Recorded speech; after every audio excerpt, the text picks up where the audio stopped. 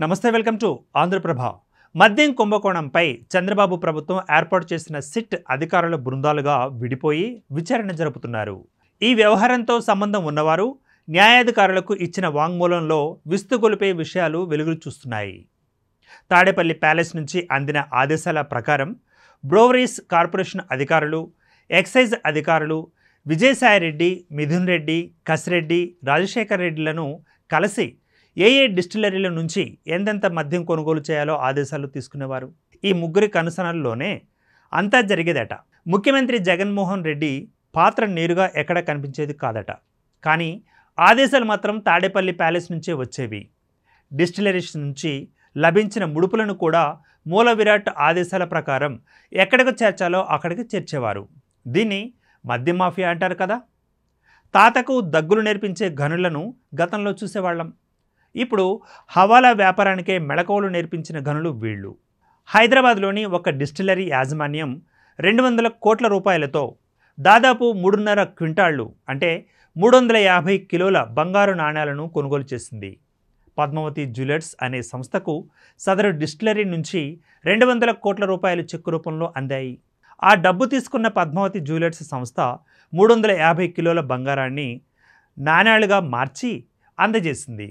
సదరు బంగారాన్ని అహ్మద్ అనే వ్యక్తికి ఇవ్వవలసిందిగా సదరు డిస్టిలర్ కంపెనీ ఆథరైజేషన్ లేఖను పద్మావతి జ్యువెలర్స్కు ఇచ్చింది. బంగారు నాణ్యాలు తీసుకున్న అహ్మద్ అనే వ్యక్తి వాటిని ఎవరికి అందజేసి ఉంటారో తదుపరి విచారణలో తేలుతుంది. ఏ డిస్టిలరీ కంపెనీ అయినా ముడి సరుకు కొంటుంది, బంగారం ఎందుకు కొంటుంది? అది కూడా 200 కోట్ల రూపాయలతో దాదాపు 350 కిలోల బంగారం ఎందుకు కొంటుంది?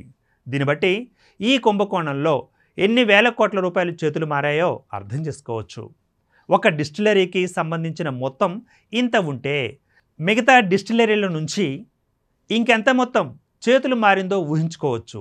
ఢిల్లీ లిక్కర్ కుంభకోణంలో మొత్తంగా 200 కోట్లు మాత్రమే ముడుపులుగా అందాయని దర్యాప్తు సంస్థలు తేల్చి చెబుతున్నమాట. ఇక్కడ ఒక్క డిస్టిలరీనే 200 కోట్ల రూపాయలతో బంగారం కొన్నది. అంటే కుంభకోణం ఎంత పెద్దదో, ఎన్ని వేల కోట్ల రూపాయలు చేతులు మారాయో అంచనా వేయడం కష్టం కాదు. పేదలతో నాసిరకం మద్యాన్ని తాగించి పాపపు సొమ్ము మూటగట్టుకున్న వారికి ఆ పేదల ఉసురు తగలదా?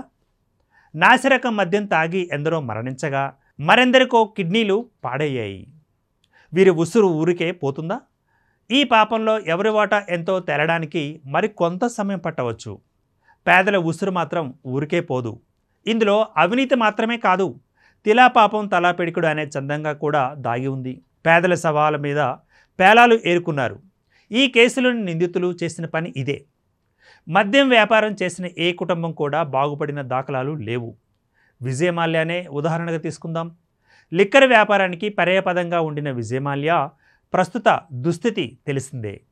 అలాగే తెలుగు రాష్ట్రాలలో మద్యం వ్యాపారం చేసిన కుటుంబాలు కూడా రెండవ తరం వచ్చేసరికి చితికిపోయాయి. అలాంటిది ఇంత దారుణంగా స్పిరిట్లో నీళ్లు రంగు కలిపి నాసిరకం మద్యం సరఫరా చేసి త్రాగించిన వాళ్ళు మాత్రం బాగుపడతారా? డబ్బు సంపాదించడానికి ఎన్నో మార్గాలుంటాయి. ఇంత నీచానికి అందున అధికారంలో ఉన్న వారు పాల్పడ్డారంటే అది వారి మనోవికారాలకు అద్దం పడుతోంది. అధికారంలో ఉన్నవాళ్ళు ఈ స్థాయిలో వ్యవస్థీకృత నేరాలు చేయడం ఆశ్చర్యంగా ఉంది.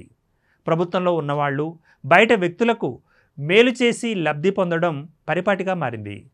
జగన్ రెడ్డి హయాంలో మాత్రం నాసిరకం మద్యం సరఫరా చేసి కోట్లాది మంది ప్రాణాలతో చెలగాటం ఆడారు. ప్రజల బలహీనతలను సొమ్ము చేసుకోవడం వేరు, వారి ప్రాణాలతో చెలగాడడం వేరు. దీనికి ఎండ్ కార్డు పడటానికి ఇంకెంతకాలం ఉందో వేచి చూద్దాం.